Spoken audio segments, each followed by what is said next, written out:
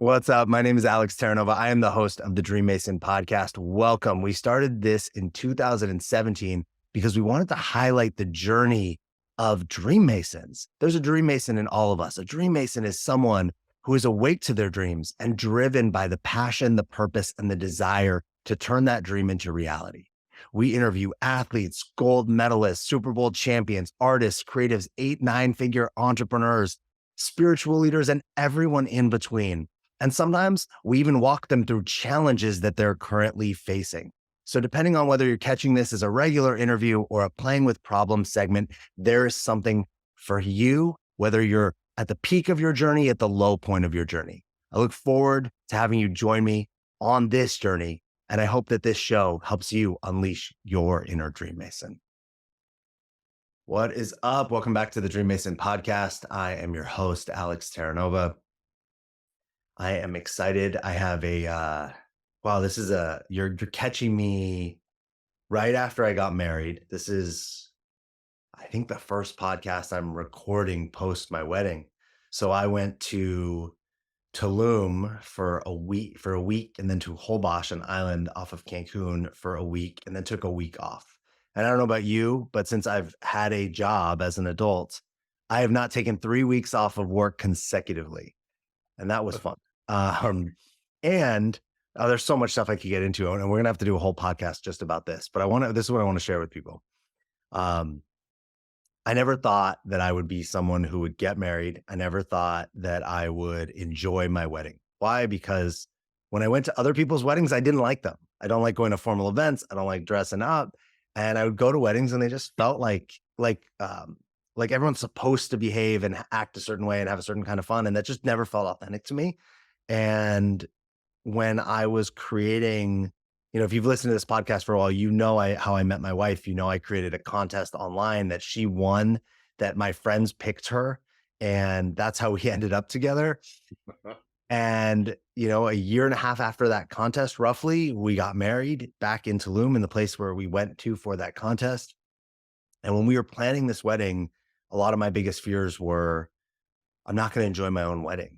I'm not happy about spending the money. I'm not happy about all these things we have to do. What if people don't like it? What if people don't want to travel? Right? All these concerns. And Evan, my wife, said to me, listen, you can focus on all the things that you're concerned about, all the things you're worried about, or you can focus on the things that you're actually excited about, the things that you can control.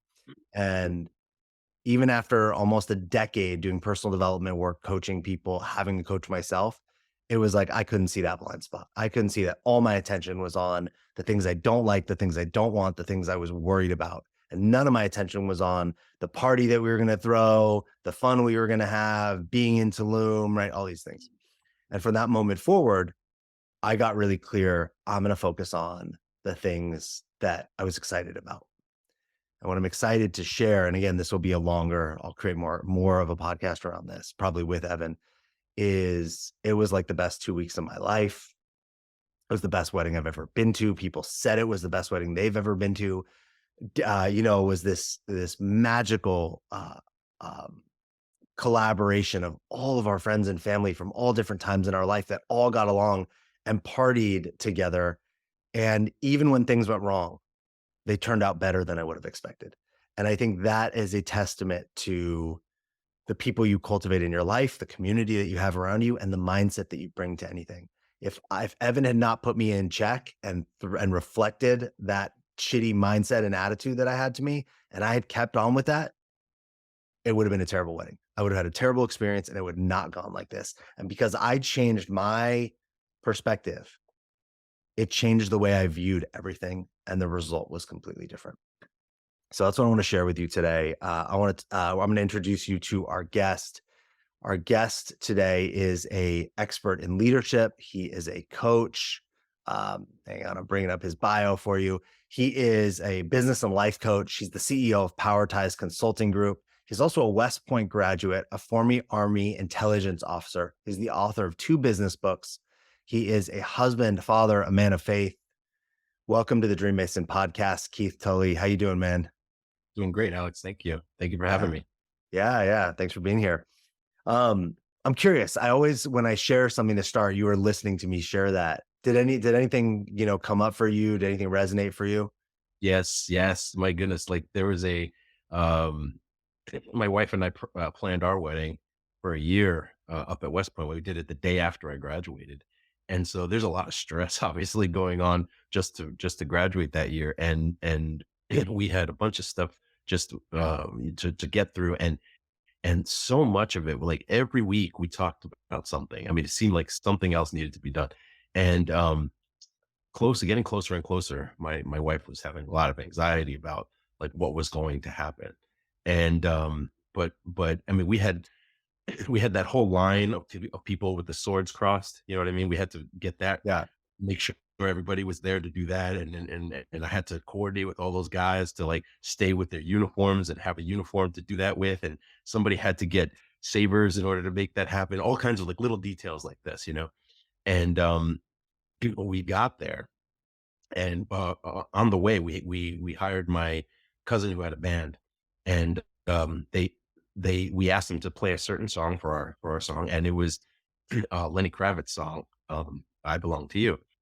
And so what happened is they actually learned it like live to play it for us instead of just playing the song. And so we had these moments when we got together at the wedding that we were surprised by little things like that. Like we went to do our song and then all of a sudden they're playing it versus like just the recording of it. And then like you said, there's a whole bunch of people who get together for these things and you never know what they're gonna do, how they're gonna react to each other. And my wife is Greek and Polish, and we had a second band, a Greek band as well. Her father sings in a band. So like we were worried, like all these things were gonna clash all at once, and no one was gonna dance for Greeks, you know, the Greek songs except for the Greeks and all this stuff.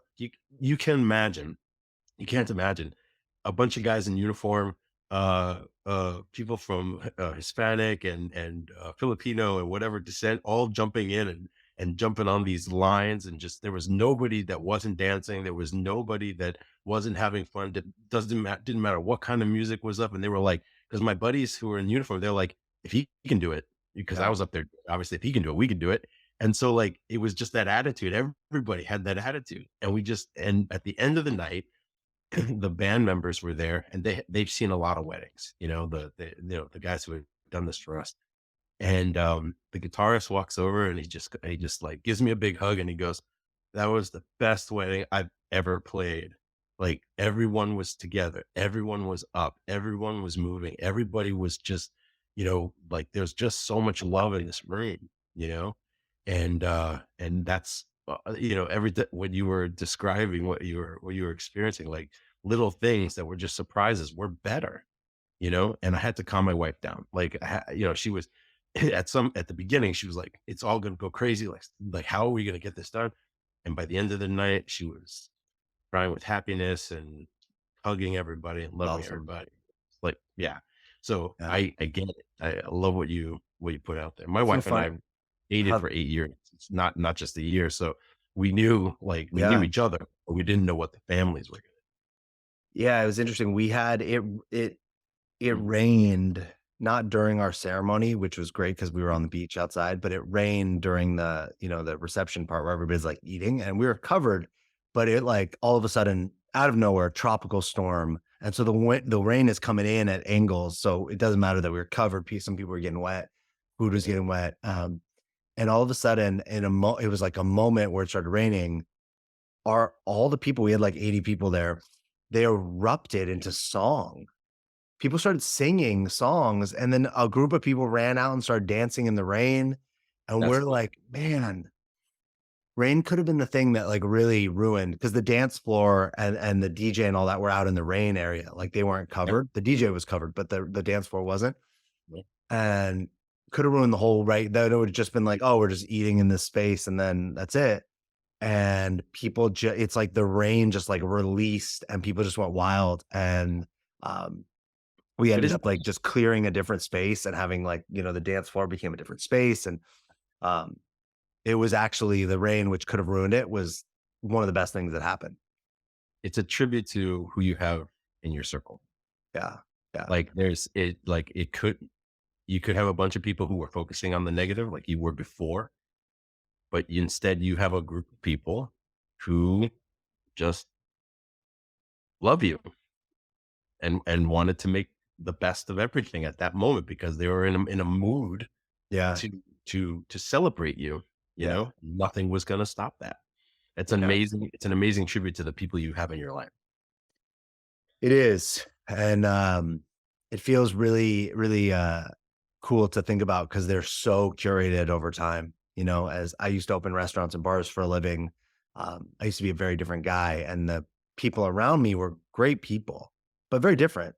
Yeah. And over the last decade, I have cultivated a new community, and so has my wife in the last decade of her life. And it was great because it was like the crossroads of a lot of these different, family, but also some of the people from your old life and some of the people from Yeah. your new life that have never been together in one space before. Right. Um, and yeah, you could really see.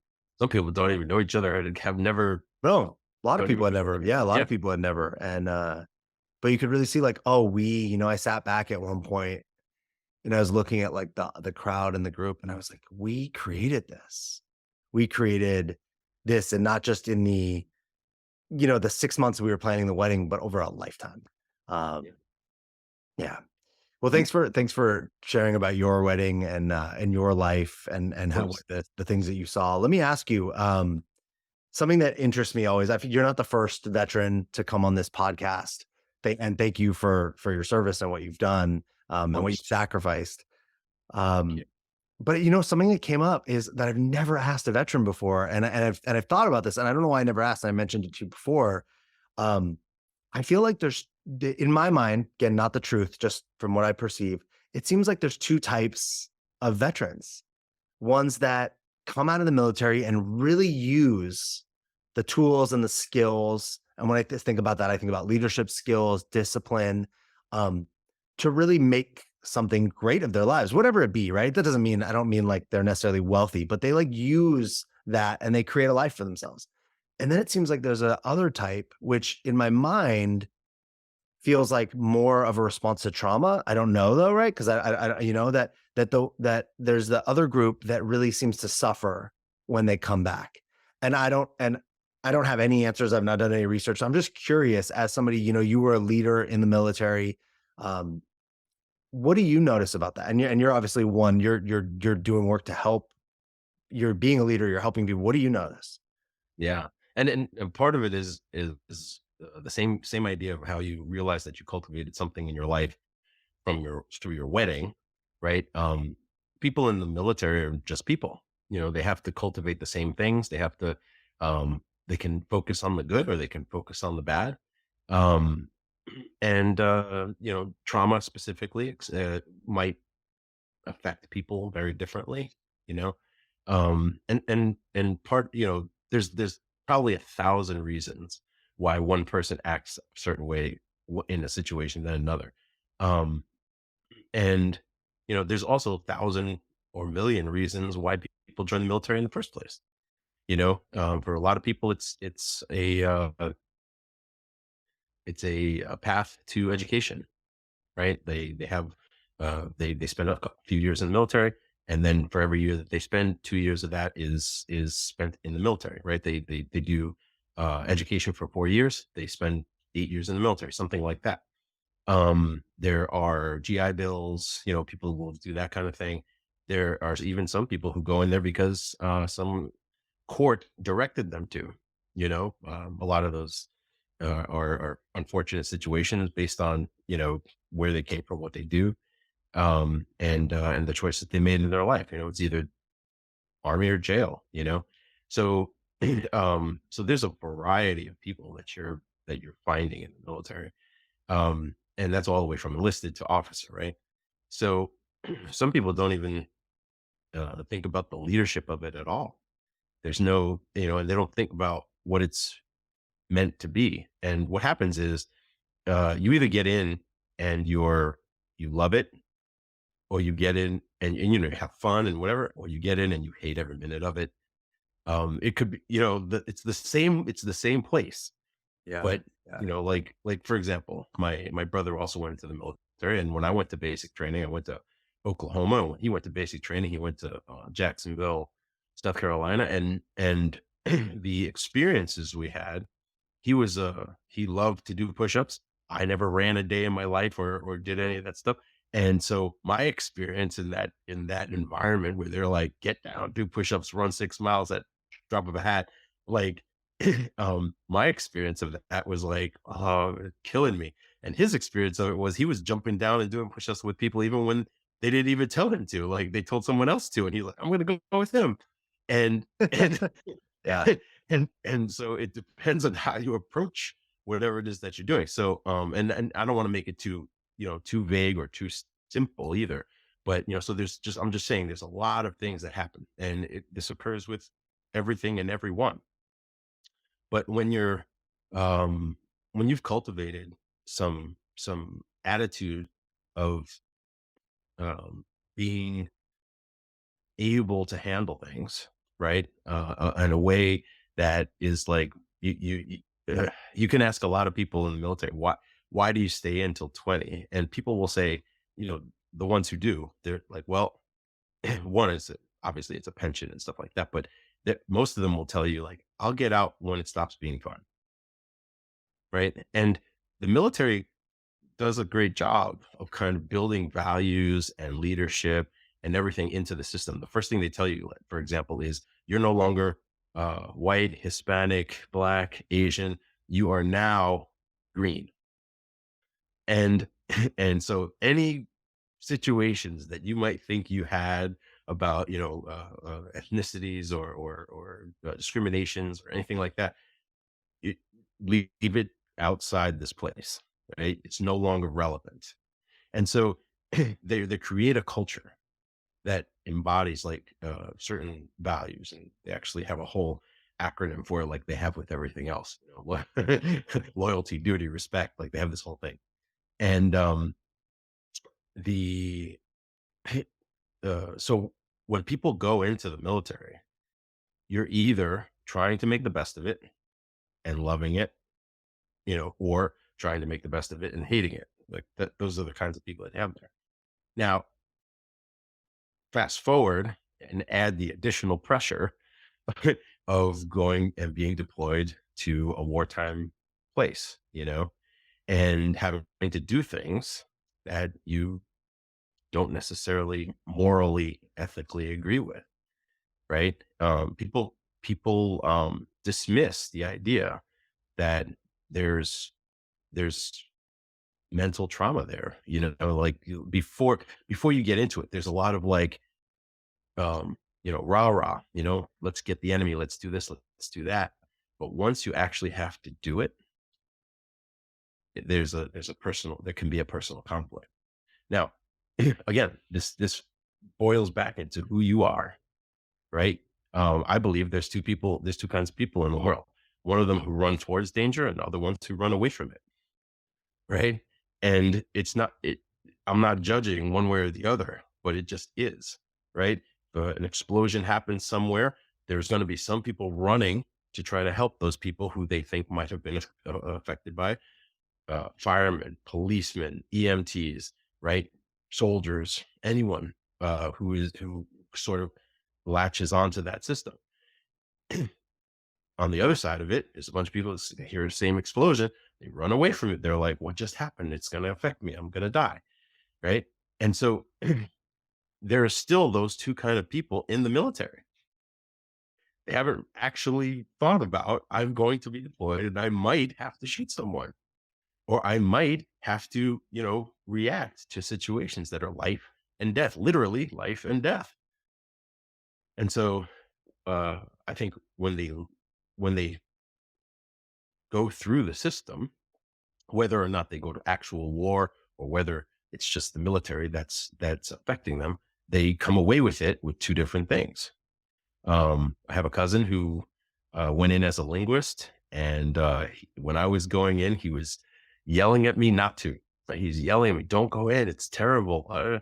And he went in as a linguist, failed out of linguist school, and they made him a cook, and he ate his way out of the army. He just got fatter and fatter for a while, and they just said, "Well, we can't keep you in the army." Like that was his experience, And then I had, and then my experience was wildly the opposite.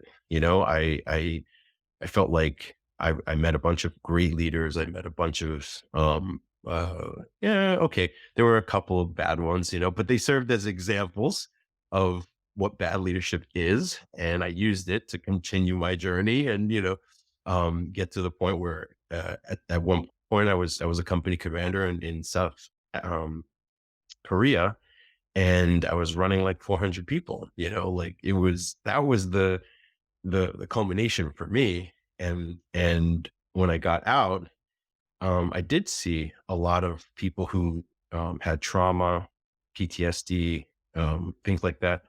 I never experienced, and so having been deployed, maybe not having to have direct contact or whatever, but being deployed was fearful, you know, um, but it wasn't that I had a lot of confidence in the people around me. Let's put it that way.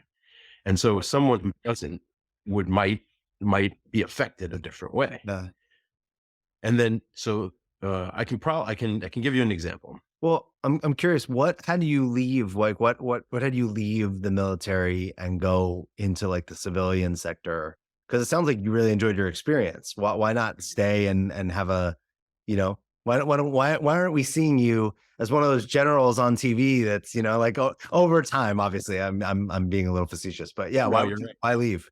My wife hates this question because she says, "Don't blame it on me." And the answer is, I felt like there was a point, after we actually stayed in a year longer than I thought I was, because at 5 years after West Point, you can go. But I stayed in another year because I received this position as company commander. And it was the one thing that I really wanted to do in the military, because every leader almost invariably, if you talk to them, they're like, my company command was the best time of my career, you know. Um, so it was the one thing I definitely wanted to try. And my wife said, okay, let's stay another year. You have this opportunity. But after that, it was like, well, are you going to be deployed? Are you going to this? Are you going to that? And she had followed me around for Oof. It was 6 years as an officer, but 4 years before that and 2 years before that as an enlisted guy. So we had been together 8 years before I even got into the military. And at this point, it was like she was just following me around and having, to change jobs and do this and do that. And honestly, um, the anxiety of that and the pressure of that, was not great for our marriage. Yeah. So that was the real reason I left. Yeah, so it's funny, I don't hear it as like, right, it's like it's like you did it for your marriage, right? It's right. Which is a commitment. Yeah. Yeah, like you made that commitment also. And I mean, I talk to a lot of people about this. In our life, it's impossible to not have commitments compete with each other, right? Correct. It's gonna happen, whether it be your What's job, more important? yeah, your family. And I always I come back to what are your highest commitments? And to me, I think you as an individual have to be your own highest commitment. If I sacrifice myself, then everything around me eventually is going to fall apart. Like I have to take care of me first. And then I go, well, it's me and then probably my partnership, my like relationship that I'm in. And then maybe my child or my job or my family or whatever, I think people have to make that decision for themselves. Yep. But often I think what people do is they'll be like, well, I'm committed to this thing. And it's like, yeah, but you have a higher commitment than that that you're ignoring. And that's what I really hear. You can tell your wife it's not her fault, right? It's like, no, my higher commitment was my marriage. It was the higher commitment to what, yeah, like she was more important than the military. That's all. Yeah. Yeah. It's that simple. There's, and people, and this is what I think is funny. People are always wondering when to make your move, when to, do something new, when to, and, there was some, preparation before I left the military. Like, I walked into an opportunity to be a property manager for a lady with $25 million worth of property here in the United States and in New York. So it was also a good time for me to try to go do that. Is And that that just out of curiosity, because it's New York, is that one property? She owns one property in New York that you no, it was 4 buildings and a bunch of, Nice. 2 and 3 family houses, yeah. Okay, But cool. it was, here Queens and, Long Island, actually. But it was a perfect opportunity for me to go, use some of the business stuff that I had been thinking about in the back of my mind, work with someone I really wanted to work with, and, see if the things I had learned in the military could start to matter in civilian life, and, so all those things were also a positive for me leaving as well. So I wanna ask you about this, because I know when we've been talking, you care a lot about leadership, you also care a lot about people's purpose and their passion. Yep. So, um, I'm curious how I don't I guess I don't I'm trying to phrase this in a way. How does what you're, doing, what managing, again, the business world, managing properties, being coach, um, being in the military, where does passion and purpose fall into that for you? Yeah. Uh, so it's really interesting that, when I think about it, I think about it every morning actually. When I think about it, my biggest passion is helping people, um, beat the odds, beat poverty, beat, um, losses, beat this mentality that they're losing, you know? Um, uh, but it manifests a lot in poverty, right? It manifests itself a lot in, like, I have an idea and I want to win. I want to be able to do what I want to do. I want to have control over my life. Whatever that means, right? And a lot of it, translates to money. Um, uh, uh, at least directly. In the material world, right? So, my passion on helping people in business is the same as my passion in helping people in life, right? It's helping them gain that control. It's helping them figure out, have those aha moments where they go, I never thought of it that way. I never so like just the simple example of your wedding, if someone that that that that moment surprises people, right? When they haven't cultivated it. And it was a pleasant surprise for you too, even though you had. But it's always an amazing moment when you can recognize that something is going right or that something has gone better than you expected. And my passion is for helping people have more of those moments, right? There are and the weird thing is most of the time it's all about perspective. And so we're teaching people to think differently. We're teaching people to, um, discover their passion and the route that they're willing to take to do it. I have 2 things that are, like, always competing, right? Your goals are always like, you want this. You want this to happen. You have some kind of end state somewhere that you want it to happen.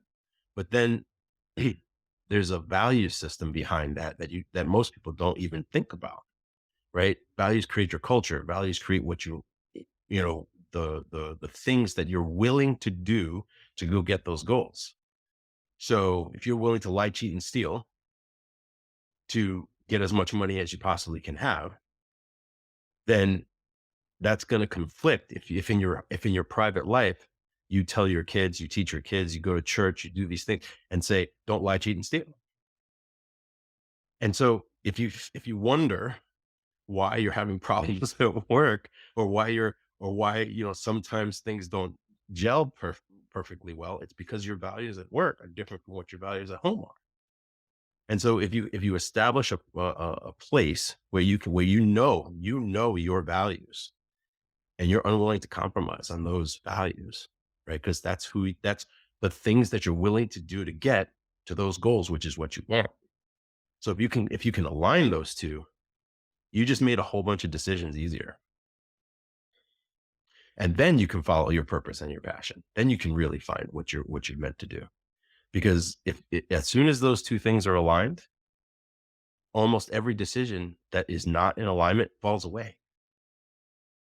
It sounds simple, right? But it's Yeah. not easy. Yeah.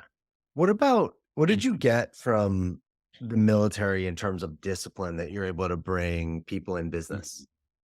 So the biggest thing about discipline, right, is about creating habits for yourself. Yeah. So if you're um and a sense of duty on top of that, right? That's really the key to discipline. So like if it matters to you, you'll do it. And secondly, if it's tracked, it matters to you more, and then you'll do it. Right. So if your boss says do this, this, and this is military or not. If your boss says do this, this, and this, and he only tracks the first one, you're not going to do the other two. Well, some people So might. Some people might. some people might, Yeah, yeah, right? yeah, But maybe some people will all like at first, yeah. and then as time goes on, they realize those two things don't really matter to the guy, and they do the one thing, and then the boss never checks on those other two things, so nobody ever knows if they're being done. So if it matters to you, and it's part of your value system, and it's part of your goals, and it's part of things that you do, you will create habits that get you to those things that are in alignment with what your values are. And so discipline in the military is the same, right? You have this, um, you either buy into it that, that this is your leader and he made a plan and you're going to back it, or you don't. And the people who have the most problems in the military are the people that don't, right? And, and that whole do what you're told thing, like all the kinds of illegal things that happen, like Abu Ghraib and stuff like that happened in the military. And they say, "Well, I was just following orders." That is a conflict between discipline and your value system. Sure. And so, if you have a strong value system, strong morals and ethics, you can tell that guy, "That's not right. I'm not doing that." And it's valid in the military, by the way, to do that. You can you can argue all day long, well, not that many people have that sense of that sense of values, or not many people would have that strength of character, or whatever, whatever, whatever. But some people did, It's and also some like people it's also like what conflict I think about, like what conflict would you or consequence would you rather be with, right? right. So if you're my superior in any sense of the form and you tell me to do something that I don't think I should do, I think Yep. is wrong. Not I don't want to do it, but I think it's wrong and it doesn't align with my values or my morals or whatever. Yeah. There's a consequence either way, right? And Yeah. people don't think about that. There's like, okay, if I do it, there's multiple consequences. One is if it is actually bad and we get caught, we're going to get in trouble. Also, I have Mhm. to live with the decision. So there's those two. My And heart. yeah, and if I don't do it, there's also a consequence. Maybe, who knows? I don't know what that would be, but there often is a consequence for that. It doesn't mean it's bad when I say consequence, but I think a lot of times, man, I talk about this so often with clients. They'll tell me something that they haven't told anyone else, and Mhm. I'll go, "Are you prepared to deal with the consequence?" That's right. And they're like, "What do you mean?" And I'm If like, you "Listen, say yes to this, what are you saying no to? If you say no to this, what are you saying yes to? yeah." And I mean, recently I had a client who shared with me that they were going to do something in their life that I knew didn't align with the man they say they want to be. Yes, yes, yes. And I just said to them, "Listen, you can do whatever you want, right? Your choice. I'm not your God. I'm not here to tell you what to do. I'm just Yep. here to remind you of who you said you want to be Right. really clearly. And are you prepared that if you do that and you get caught, whatever, this is like, right? I just made up based on the Yes. situation. I just made up a likely consequence that would likely happen." And they went, "I mean, I haven't thought about the consequence." And I was like, "Hey man, of course you haven't, because most of us wouldn't do the things if we thought about the consequence. So here's the thing. If you want to do that thing, choose the consequence. Pick both. Like you're picking that you're going to go do that thing and you're going to choose that consequence to go with it. And if you're good with that, you know, I think this goes back to what you were asking before. How come some people come out with problems and some people stay and some people come out better? You mm, know, I think that explains a lot of it. Like they thought through the consequences and they're okay with the choice, Mm, or the other way around. They haven't thought of the consequences and then something came back on them that they didn't expect. You know, that's that's a big difference in how you control your life. yeah. What do you so let's look, you spent enough time in the military that it impacted who you are as a human being. Um, where do you notice that you're fundamentally different? You know, like where are you fundamentally different as a human being because of the training, the process, the experience? And what's like an area that you're not, that you're like, man, I wish it had impacted that area and somehow it didn't. Mhm. Okay, so I'd say the first example, right, where I'm fundamentally different. I think part of that is why I ended up in the military in the first place. Because I told you there's two people, right? You run towards the danger or run away from it, one of the two.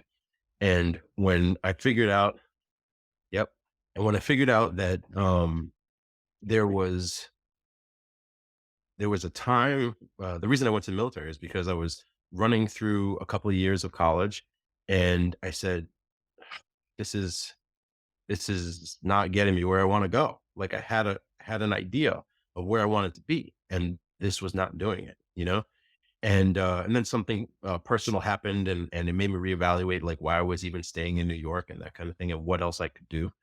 But then like the way I look at it is what um what things are available, like what are the resources, what things are available, what am I willing to do to go through it, like what's the and what's the logical outcome, you know and you work through those things, and you end up you can make better decisions. And so the the military has this thing called the military decision making process, Right. right? And it flows from like an engineer's idea of like, what are your resources? How do you put them together? What do you have available now? What do you really need? How does that get to where you want to go? And I've always sort of thought like that, even as a young person. And it made a lot of decisions difficult to because I didn't know, uh, I didn't have the added step that the military gave me, and that was getting to a decision, like making a decision. Having all these things in your brain Yeah. pushes all the options at you, Yeah. Yeah. and then at some point you have to make an actual decision. You have to look through this. So what the military gave me was this idea of like sort of like risk mitigation, like which ones actually will get me where I need to go, and who can I depend on to get me this or that, and then whatever it is, make a decision and take action. Mhm. Right. So that's something that I got out of the military that allowed me to further my leadership ability and do these things, because I was able then to say, yeah, it doesn't have to be perfect. I just have to start, Yeah. you know? And that was something like that changed in me. But something that I lack, or that I wish had happened. I can't really I don't really think of things that way. Um, so it's hard to name one thing, because I feel like if you're able to make the best decision that you can at the moment with the information that you have, and you're willing to live with the consequences, as you mentioned before, um, then you're either going to succeed, or you could fail, but you're going to learn something from that failure. So I don't know that there's anything that I completely lack that I really want.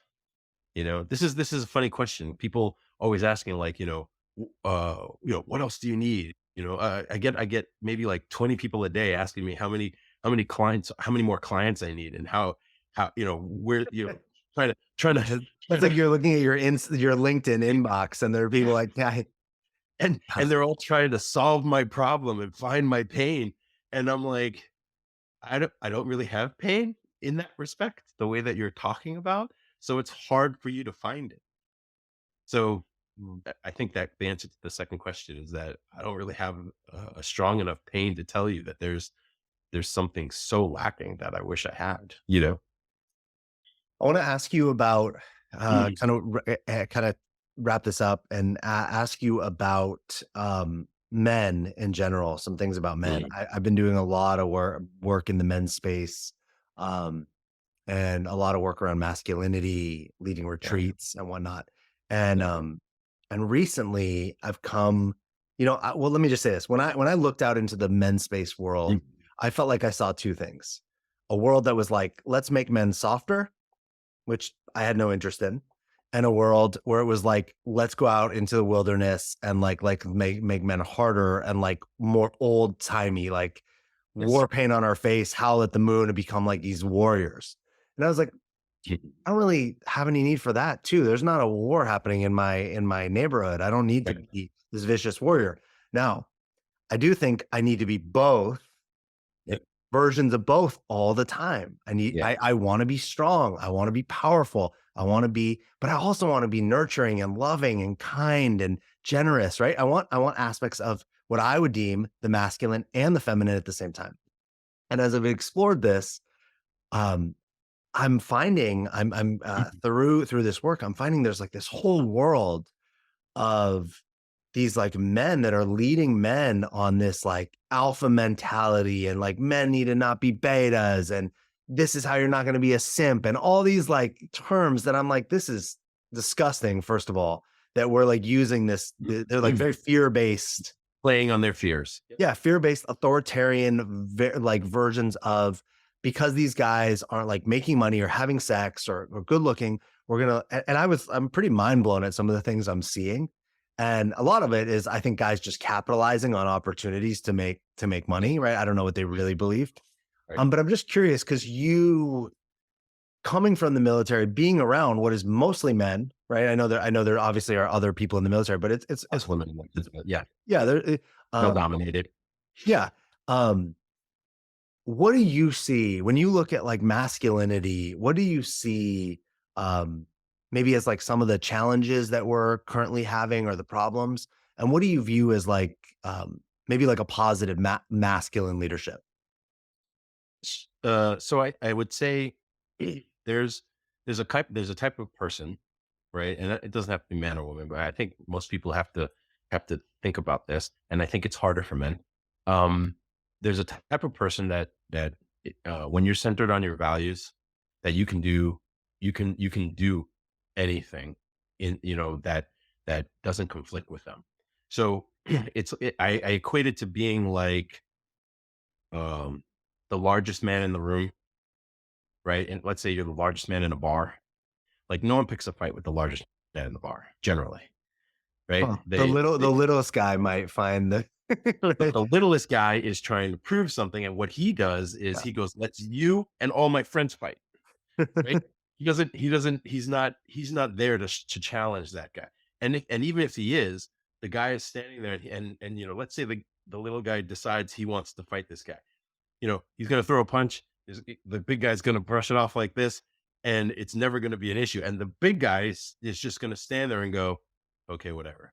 And even if the guy insults him, his mother, his family, his upbringing, his ethnicities, he'll just be like, I could end you. Right.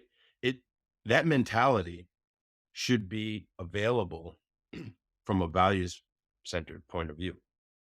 Right. That people will challenge you every day with whether or not you're strong enough, whether or not you have enough discipline, whether or not you're physically strong enough, whether or not you have mental strength, whether or not you have emotional intelligence, all this other stuff, and they will challenge you. It will happen, and you have to be that guy, that person that says that doesn't affect me because I know where I stand. Right. And so I think having worked with some youths and my own children and in faith and in other situations, military, people appreciate when you come at them with a a strength in in your values but also a softness in your ability to be able to communicate things with them in a way that makes sense, right? Uh, I think the people who push this agenda of not being a man because you're not physically strong enough, you're not um, uh, you're able to be pushed around, et cetera, et cetera. They're like you said, they're acting on people's fear, but they're fearful themselves. They're fearful that someone is looking at them in a way that uh, makes them look weak. Y- Well, it's kind of like asking if asking for help is weakness. I don't think asking for help is weakness. It's kind of like way back when, um, way back when, 60s and stuff like that, even. Um, People thought that going for mental help, going to a mental health professional was weakness. Mhm. The world has flipped.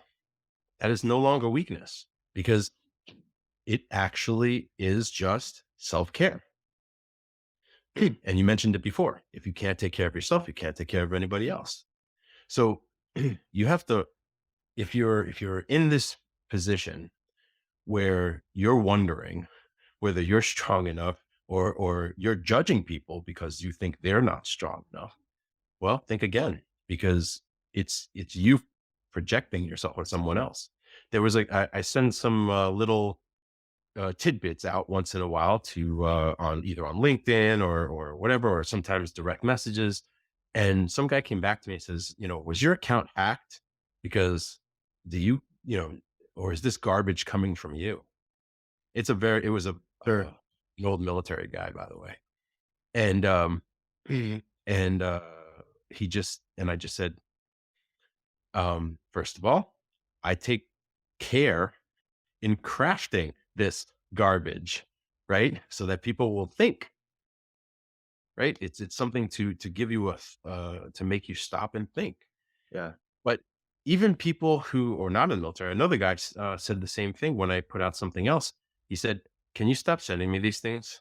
Like, it's just, this is not for me. This is for other people who think about this stuff, you know?" And I'm like, okay, right? I, I'm losing people by doing that, right? Sure. Then there's a tremendous many more who are saying, "Thank you for posting this. I needed this today. My it couldn't have come at a better time. I never thought of it that way." Right?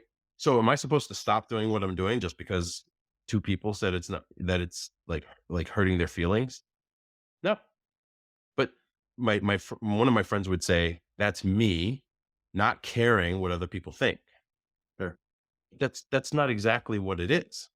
It's me figuring out who's part of who I can affect the most, who's going to be part of my tribe, who's going to be like who who this is for, and who this is not for, Yeah. right? And then you'll be surprised. It doesn't have to be like a super high masculinity type of person to deny themselves the idea that they should be introspective, to deny themselves the idea that they should help other people, that to deny themselves the idea that someone is not weak for asking for help, right? You don't have to be super masculine to do that stuff. It's but when you put it in those things, what I think is most necessary is for every person to find a mentor who gives them what they need, right? And theoretically, it's that person, that equal balance of, "Hey, I'm not going to be weak, but I'm not going to be oppressive," right? And there's something to be said. But if your value system says that you need to be strong above all else, you're never going to find that balance. It's never you're not even going to consider it. Mm. So, I think there's a healthy balance between the 2, like you said, but I think it's also important to find those mentors in your life who you can respect, who show both sides. That's the the way to mitigate it, I think. Keith, tell me, what are the names of your two books so people can, and what are your names of your two books and where can people find them? Sure, they're both on Amazon. One of them's one of them's kind of really long. It's like 10 frontline blah, blah, blah, blah, right? It's not that important what the whole name of it is. But it's a book about business, mostly, like primarily for business. And the other one is called Value Centered with some stuff at the end. Value Centered is the one that I think is a little more touchy feely, a little more like, but it's all about getting in touch with what your values are and how that affects your life and your life decisions.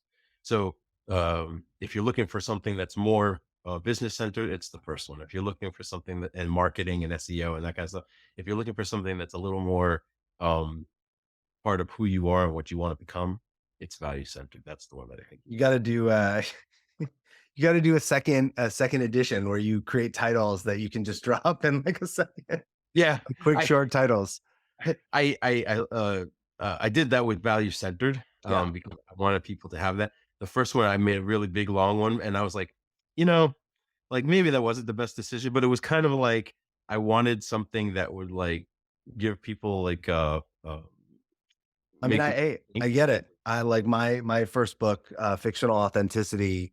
It's not long, but most people are like fictional like it doesn't, What's nobody looks it fictional up. authenticity? Yeah. Why is it fictional? Why it can't be authentic if it's fiction?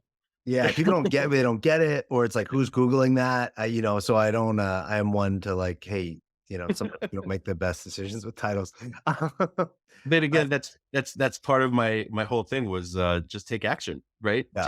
Put out Yeah, a I first get book, put yeah, out a don't worry second about it. book.